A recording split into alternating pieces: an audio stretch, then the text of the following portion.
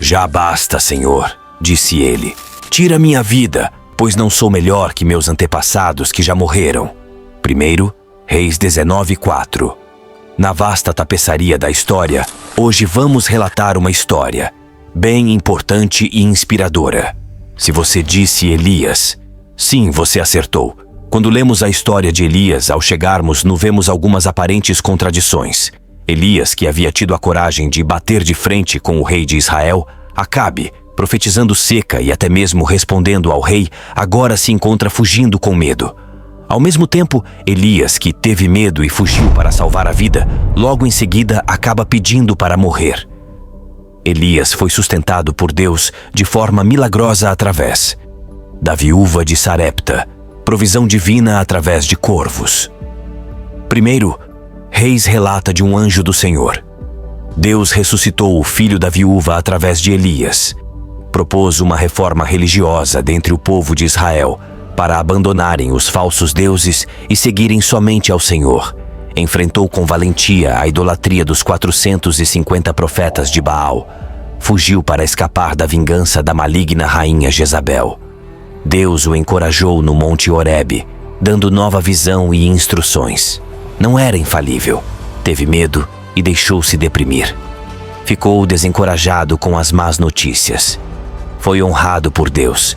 Segundo a Mateus 17:3, diz: E eis que lhes apareceram Moisés e Elias, falando com ele. E Pedro, tomando a palavra, disse a Jesus: Senhor, bom é estarmos aqui. Se queres, façamos aqui 3 tabernáculos, um para ti, um para Moisés e um para Elias. E estando ele ainda a falar, eis que uma nuvem luminosa os cobriu. E Acabe fez saber a Jezabel tudo quanto Elias havia feito, e como totalmente matara todos os profetas à espada. Então Jezabel mandou um mensageiro a Elias a dizer-lhe: Assim me façam os deuses, e outro tanto, se de certo amanhã a estas horas não puser a tua vida como a de um deles. O que vendo ele se levantou, e para escapar com vida se foi, e chegando a Berseba, que é de Judá, deixou ali o seu servo. Ele, porém, foi ao deserto, caminho de um dia, e foi sentar-se debaixo de um zimbro, e pediu para si a morte, e disse: Já basta, ó Senhor, toma agora a minha vida, pois não sou melhor do que meus pais. E deitou-se e dormiu debaixo do zimbro.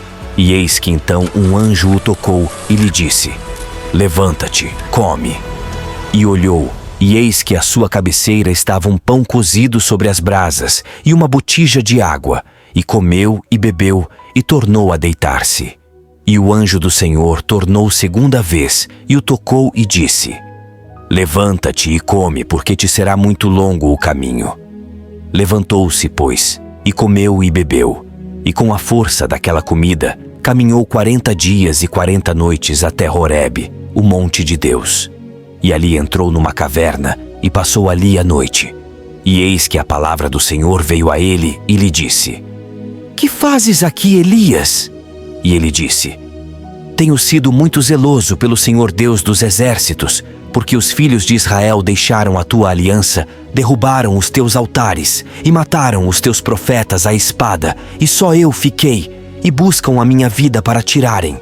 E Deus lhe disse: Sai para fora e põe-te neste monte perante o Senhor. E eis que passava o Senhor, como também um grande e forte vento que fendia os montes e quebrava as penhas diante do Senhor. Porém o Senhor não estava no vento, e depois do vento um terremoto. Também o Senhor não estava no terremoto, e depois do terremoto um fogo. Porém também o Senhor não estava no fogo, e depois do fogo uma voz mansa e delicada. E sucedeu que, ouvindo a Elias, envolveu o seu rosto na sua capa, e saiu para fora, e pôs-se à entrada da caverna. E eis que veio a ele uma voz que dizia: Que fazes aqui, Elias? E ele disse: Eu tenho sido em extremo zeloso pelo Senhor Deus dos exércitos, porque os filhos de Israel deixaram a tua aliança, derrubaram os teus altares e mataram os teus profetas à espada, e só eu fiquei, e buscam a minha vida para tirarem.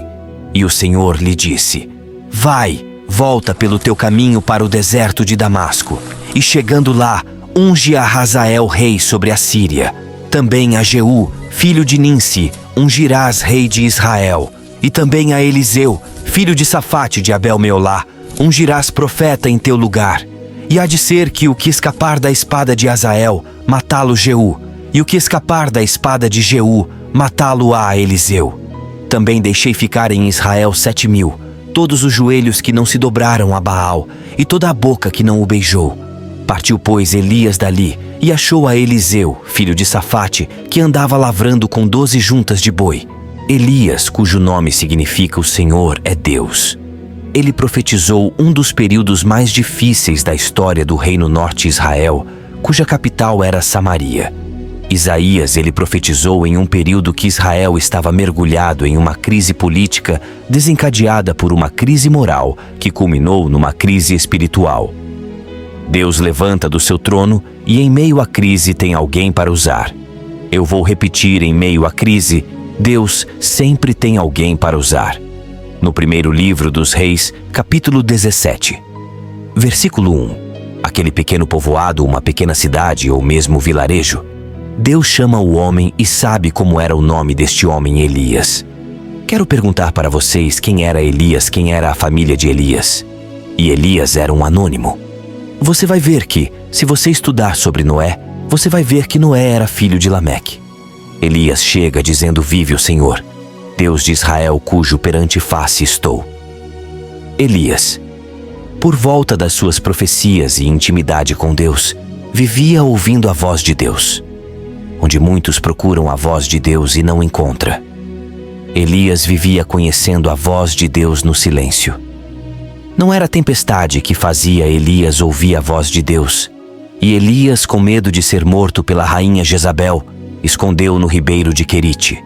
Venho reforçar a mensagem. Em Salmos 90:1 diz: aquele que habita no esconderijo do Altíssimo, à sombra do Onipotente descansará. Direi do Senhor: Ele é o meu Deus, o meu refúgio, a minha fortaleza, e nele confiarei. Porque ele te livrará do laço do passarinheiro e da peste perniciosa. Ele te cobrirá com as suas penas, e debaixo das suas asas te confiarás. A sua verdade será o teu escudo e broquel. Não terás medo do terror de noite, nem da seta que voa de dia, nem da peste que anda na escuridão, nem da mortandade que assola ao meio-dia. A sabedoria de Deus em meio ao caos. Ele mandou corvos para alimentar Elias, pois nem os corvos alimentavam os seus próprios filhos, mas Deus ordenou que os corvos alimentem Elias. Saindo dali do ribeiro de Querite, Deus mandou Elias para Sarepta. Chegando em Sarepta, Deus começa a fazer milagres da multiplicação, através de Elias.